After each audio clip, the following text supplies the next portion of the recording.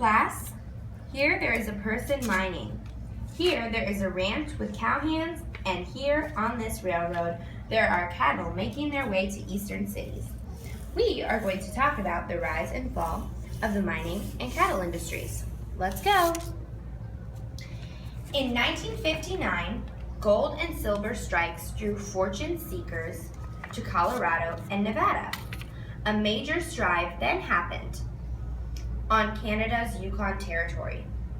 Americans and foreigners caught the gold fever, and after that, to find gold, they panned and slooshed to wash sand and gravel from a stream to separate out any bits of precious metal.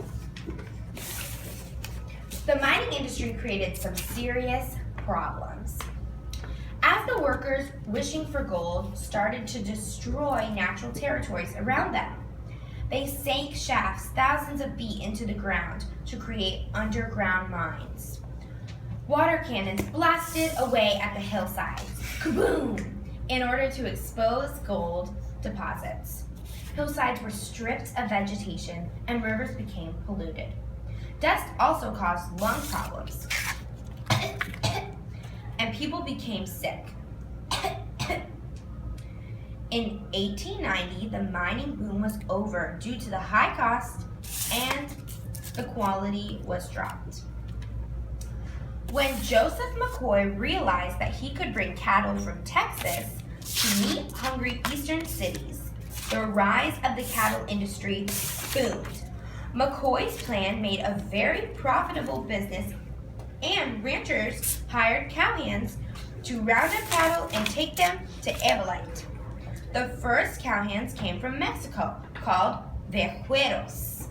They helped Spanish ranchers like McCoy herd their herds. Cowhands adopted the saddle, spurs, lariat, and chaps of the vaqueros. And 1 in 3 cowhands in the West were either Mexican or African American. After 20 years, the cattle industry boom came to an end. The price of beef fell as people mirrored the Great Plains. Barbed wire curled the open ranches where cattle would roam, disappeared, and the cattle couldn't pass over the trails. In the harsh winter of 1886 to 1887, thousands of cattle on the northern plains froze to death. We still see the impacts of these things today, and we still use some of the inventions that the vaqueros invented. Now we'll ask you some questions. Do you remember how miners separated metal? And who realized the cattle could be brought to eastern cities from Texas?